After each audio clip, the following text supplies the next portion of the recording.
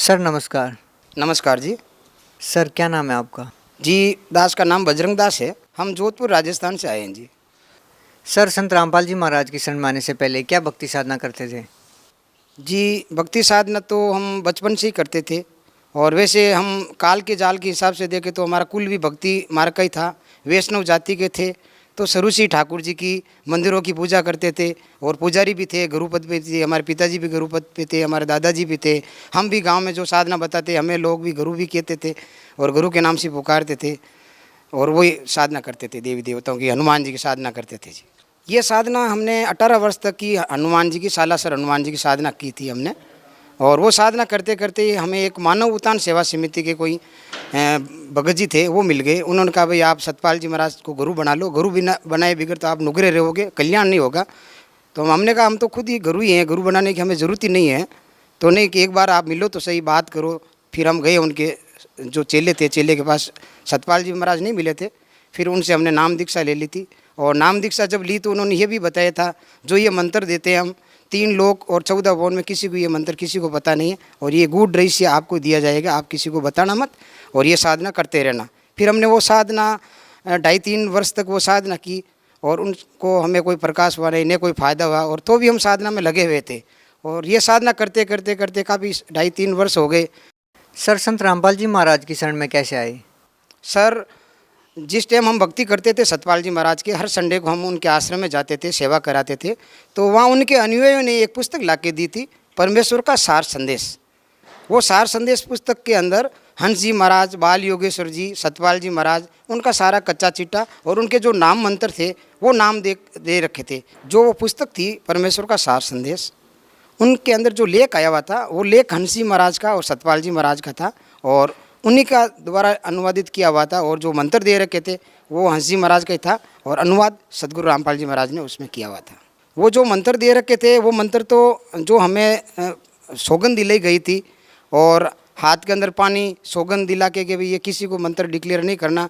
और वो मंत्र देख के मैं खुद अचंभित हो गया। मैंने पूरी पुस्तक भी नहीं पढ़ी थी, केवल हंसा देश की भूल भुलैया वो जो लिखी थी वही पढ़ा था। वो पढ़ के मैं दंग रह गया मैं कि इससे ऊपर भी कोई भक्ति और होगी और इसके ऊपर भी वही कोई साधना कोई मंत्र होगा। हमें क्यों नहीं इनका पता लगा कि उनके पास जाके मिले, चर्चा करें, बातचीत करें। उस उद्देश्य से हम करोता आश्रम चले गए जी।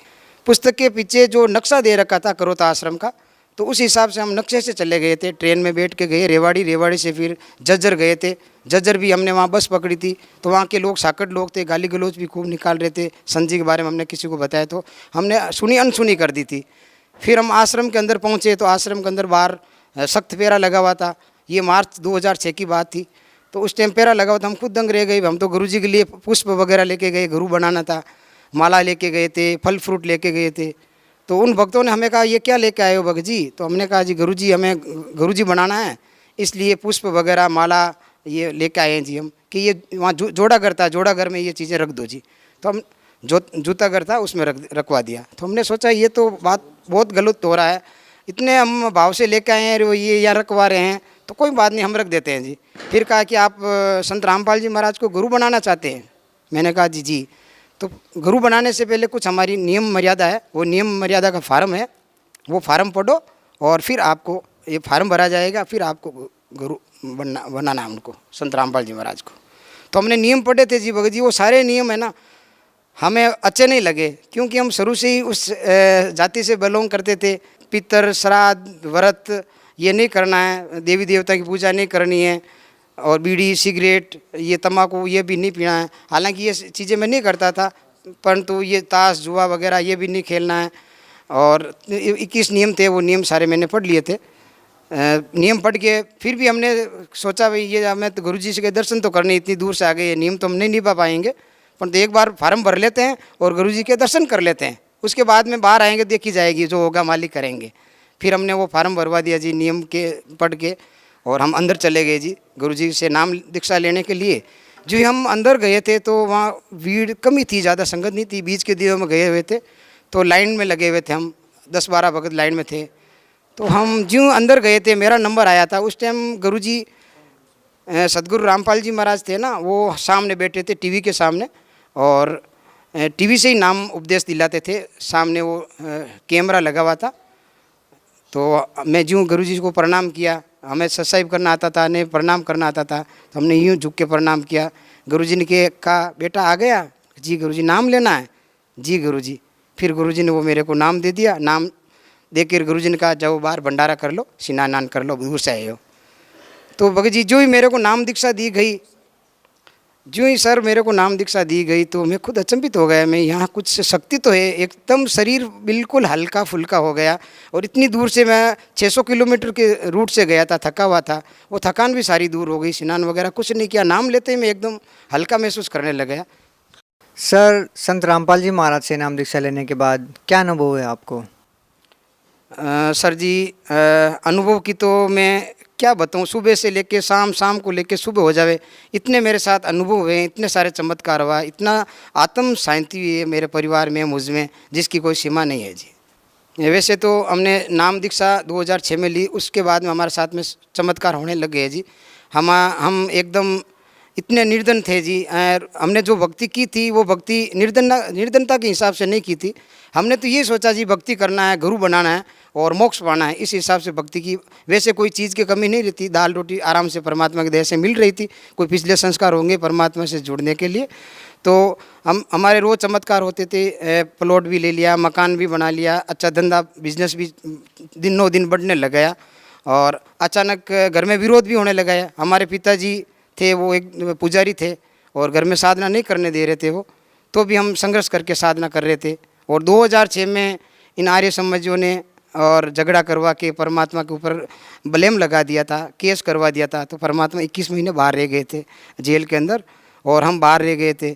21 महीने तक हमने इन लोगों से संघर्ष भी किया था। हमें कुछ नॉलेज भी नहीं था, हमने गुरुजी की सत्संग भी नहीं सुनी थी, हमें कुछ नियम का भी पता नहीं था। हम तो ऐसे ही नाम लेके आ गए। जो ही लीला हुई थी, करोता आश्रम वाली घटना हुई, तो हम एक तरह का अनाथ हो गए। कहवे तो किसको कहवे, सारे जगह हमारी बुराई होने लग गई, गुरुजी की बुराई होने लग गई कि तुम कहाँ चले गए, कहाँ फंस गए, तुम्हारे गुरुजी तो यूँ हैं। पर परमात्मा के दया से हम विचलित नहीं हुए जी। और हम साधना जैसी भी थी करते रहे। फिर धीरे धीरे पता चला जी भाई गुरुजी की ये बात है, आप तारीखों पे जाओ। फिर तारीखों पे जाते थे, हर तारीख पे गुरुजी के दर्शन करते थे। पुलिस वालों के डंडे भी खाते थे। मालिक की दया से हमारी वो कमाई भी बन गई थी उस टाइम। धीरे धीरे भक्ति बढ़ गई। और 2008 के अंदर परमात्मा जी बाहर आए थे और बरवाला आश्रम आ गए थे। हम गए थे, दर्शन वर्शन करके आ गए। और पिताजी हमारे बहुत विरोध करते थे, भाई लोग भी विरोध करते थे, पूरा परिवार ही विरोध थे। क्यों, पुजारी परिवार के से थे तो शुरू से विरोध तो होना ही था इस चीज़ का। तो हमारे को यहाँ तक नौबत आ गई कि तुम घर से बाहर निकल जाओ, इस घर में रह ही नहीं सकते हो। हमारे घर के अंदर बहुत सारी देवी देवताओं की पूजा थी, एक अलग मंदिर बना हुआ था। वो मंदिर भी हमने काफ़ी हद तक संघर्ष किया, भाई इसको हटा दो, वो हटाते नहीं थे। फिर हमने सदगुरु रामपाल जी महाराज की एक अलग स्टोर के रूम के अंदर तस्वीर लगा दी। तो 10 दिन तक तो वो भगत जी वो तस्वीर रही सर जी। फिर वो तस्वीर हटा दी गई कि भाई ये तस्वीर नहीं रहेगी, यहाँ नित्य नेम संध्या आरती रेमणी भी नहीं होगी। तुम्हें करना तो तुम अलग मकान ले लो या अलग तुम्हारा रूम ले लो, यहाँ कोई साधना नहीं होगी। यहाँ तो ठाकुर जी की और हनुमान जी की पूजा होगी इस घर के अंदर। फिर धीरे धीरे सर जी हमने जैसे भी टूटी फूटी कैसेटें लेके आ गए। मोबाइल वगैरह उस टाइम था नहीं, भक्ति बोध से हम सारी साधना करते थे। एक दिन यूँ हुआ था, हमारे भगतमती जी, उनके भी बहुत अच्छे भाव थे। वो कभी विरोध नहीं करती थी भक्ति मार्ग का। वो भी कह रही थी हमें भी ज्ञान दिलवा दो, हम भी भक्ति कर लेंगे। फिर हम भगतमती को और मेरे 2 बच्चे थे उनको भी लेके गया था, उनको नाम दिलवा दिया। और नाम लेते ही फिर हमारे पिताजी को संघर्ष नहीं करते थे। घर के अंदर बहू अगर भक्ति करती हो ना, तो बड़े परिवार वाले कुछ नहीं बोलते हैं, जेठ है, देवर है, ससुर है, कुछ नहीं बोलते हैं। वो भक्ति करती रहती थी, पूरे दिन सत्संग लगाए रहती थी। 1-2 बार कहा था अपन, तो भगतमती नहीं मानती थी, पूरे दिन कैसेट चलती थी। फिर हमारे माताजी ने कहा भाई आप एक बार जाके देखो तो सही। हरियाणा राज्य एक तरह का मतलब पहलवानों का है, छोटे बच्चों को लेके जाते हैं, वहाँ विरोध होता होगा। ये कहाँ कहाँ बच्चों को लेके घूमता है, अकेले जाता है तो कोई बात नहीं, अपने बीवी बच्चों को साथ में लेके जाता है। आपका फ़र्ज़ बनता है एक बार जाके देखो। और उसके बाद में सर जी ये हुआ था, हमारे पिताजी थे ना, वो रामायण महाभारत का गाँव के अंदर पाठ करते थे। तो हमने यूँ बैठे बैठे चर्चा का विषय बनाया एक दिन। पिताजी को कहा था कि आप रामायण पढ़ते हो? कि रामायण तो पढ़ता हूँ रोज़ में, मुझे तो कंठस्थ याद है रामायण। तो हमने कहा जी फिर दशरथ के कितने पुत्र थे और कितनी पुत्रियाँ थी? तो हंसने लगे कि पुत्र तो उसके पता ही है, पुत्री तो है ही नहीं उनके। मैंने कहा उनके पुत्री भी है और पुत्री का नाम शांता है। तो हमने तो ये कभी जिक्र सुना ही नहीं, न कभी जिक्र देखा हमने रामायण के अंदर। अगर तुम बता दे तो मैं मान लूँगा।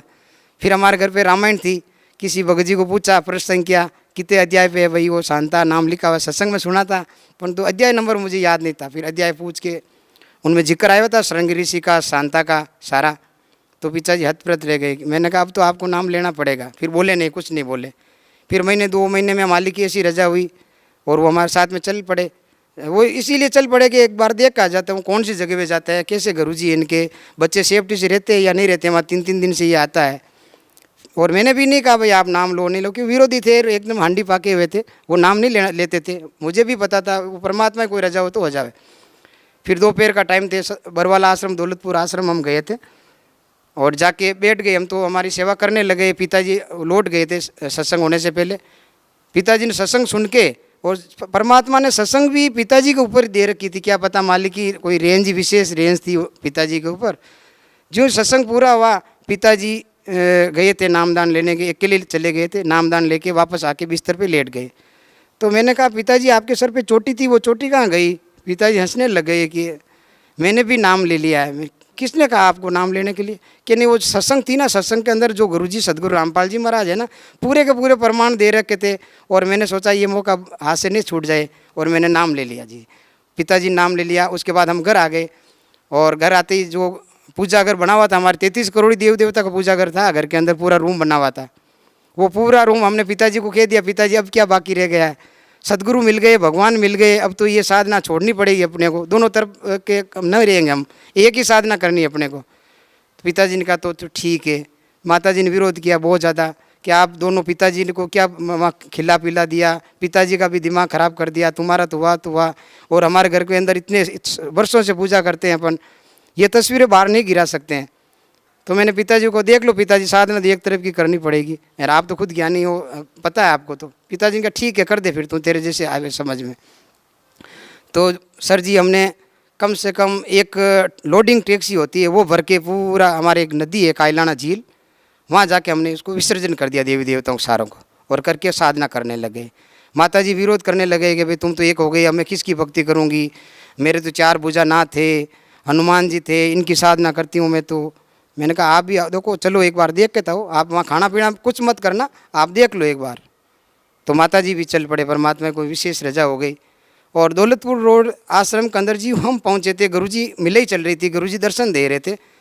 और जो गुरुजी ने माताजी को देखा और माताजी ने गुरुजी को देखा, तो गुरुजी हंस के, और माताजी रो रहे हैं, मतलब गेट के अंदर घुसते ही माताजी रो रहे हैं, ये बंदी छोड़, हे परमात्मा आप तो भगवान हो, साक्षात भगवान हो, मैं पीछे रह गई, मालिक दया कर दो मेरे ऊपर। और परमात्मा ने हंस के उनको आशीर्वाद दिया, और माताजी ने भी नाम उपदेश ले लिया। और उसके बाद में भगत जी हमारे घर के अंदर बहुत चमत्कार हुए थे। चमत्कार, इतने चमत्कार, हमारी एक भांजी थी हमारे पास ही रहती थी भगत जी, और वो इतनी सीरियस हो गई थी, लास्ट स्टेज पे चली गई थी, उसको टीबी हो गई थी, और ब्लड वगैरह सारा ख़त्म हो गया था। हॉस्पिटल में एडमिट थी, और उसकी मम्मी उसके पास थी। हम रोज़ जाते थे हॉस्पिटल में टिप्पण देने के लिए, और उसकी सिर्फ आँखें रह गई जी भगत जी। तो हमने कहा भाई बच्ची क्या करें, अब तेरा तो एंड वैसे भी आया, डॉक्टर ने भी जवाब दे दिया। तो वो भक्ति भी सुनती थी। तो रात को सदगुरु रामपाल जी महाराज हॉस्पिटल में आए थे उस बच्ची के पास, आके आशीर्वाद दिया कि बेटा तू मेरे पास आजा, बच जाएगी, यहाँ तुझे डॉक्टर मार देंगे। तो बच्ची को पूरी रात नींद नहीं आई। मम्मी को कह रही है, मम्मी वो मामोसा के जो गुरुजी है ना सदगुरु रामपाल जी महाराज, वो आए थे, और मुझे वो कह रहे हैं कि यहाँ तू मर जाएगी, मेरे पास आ जा। मैं तो वहाँ मामोसा के पास जाऊँगी, और ये डॉक्टर मुझे मार देंगे, मम्मी मुझे यहाँ से बचा लो। अब मम्मी उसकी रोने लग गई, वो भी रो रही है। सुबह मैं टिफ़िन लेके गया सर जी, तो देखता हूँ दोनों माँ बेटी रो रही है। मैंने क्या हुआ? कि इसको पूछ तेरी भांजी को ये क्या कह रही है। तो भांजी कभी मेरे से बोलती नहीं है, शंका रखती थी मेरे से। तो उसने कहा मामा जी वो गुरुजी आए थे और मुझे वहाँ ले लो, और मैं वहाँ बच जाऊँगी, नहीं तो यहाँ मर जाऊँगी। फिर मैं भी रोने लग गया, मैं इस हालत में कैसे लेके जाऊँगा, स्ट्रक्चर पर कैसे लेके, तू बैठ कैसे पाएगी, 700 किलोमीटर की रनिंग है। तो नहीं मैं बैठ जाऊँगी, नींद भी नहीं लूँगी आपको, तो मैं चल पड़ूँगी।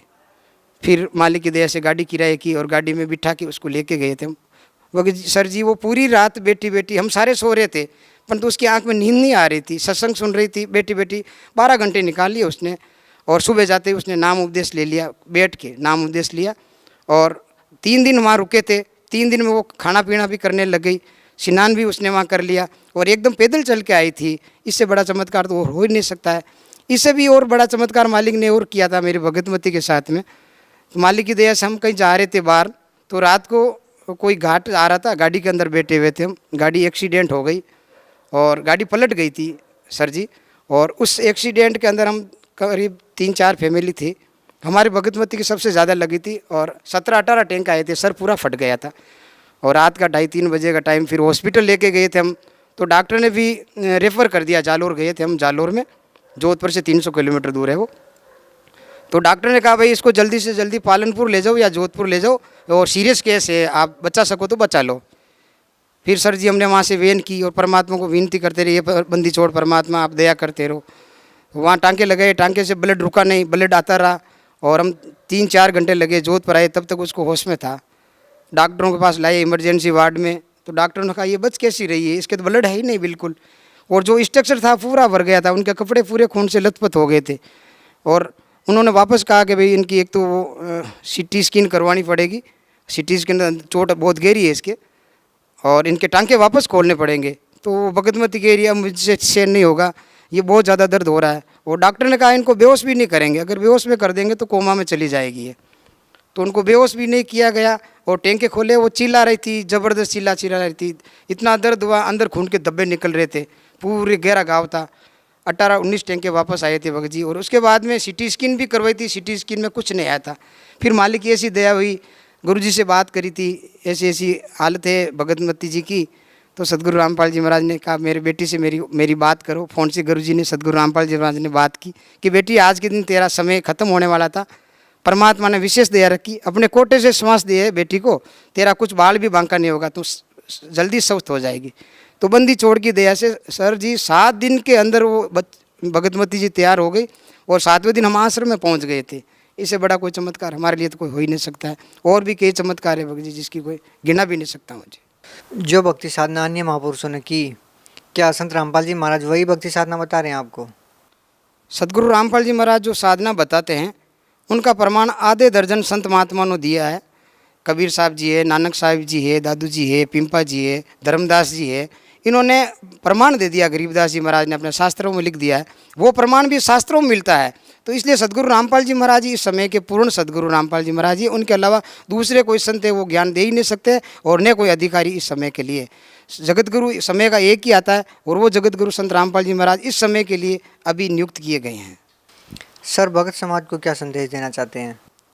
भगत समाज को तो ये संदेश देना चाहता हूँ जी कि सदगुरु रामपाल जी महाराज अभी के सदगुरु रूप में आए हुए हैं और ये समय पीक समय है, और अगर ये समय चला गया तो फिर आपको पछताना पड़ेगा।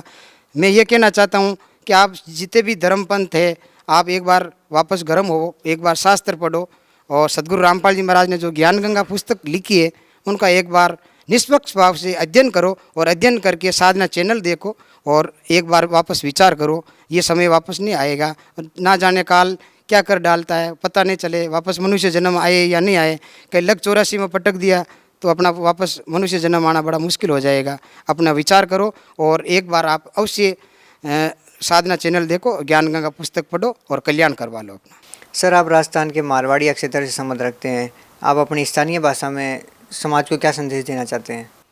मैं वो मैसेज देना चाहूँ सा, मारवाड़ी जितना भी भगत भाई है बहुत ही परमात्मा के प्रति श्रद्धा है, बहुत ही जिज्ञासु है और बहुत ही भगवान को डरने वाली आत्माएं हैं और जल्दी भगवान रे शीघ्र ही वे भगवान के शरण में आवेली। और मुझे एड़ो लाग रही है कि साधना चैनल पर देख सारे भगत बहुत ही प्रभावित हो रही है सदगुरु रामपाल जी महाराज हूँ। और हमारे राजस्थान में तो बिल्कुल ही सदगुरु रामपाल जी महाराज को कोई विरोध नहीं है, जहाँ भी देखो बच्चा सदगुरु रामपाल जी महाराज को आदर करे है और बहुत ही जल्दी शरण में भगत लोग आ रहा है और उमड़ कर आ रहा है, उमड़ कर।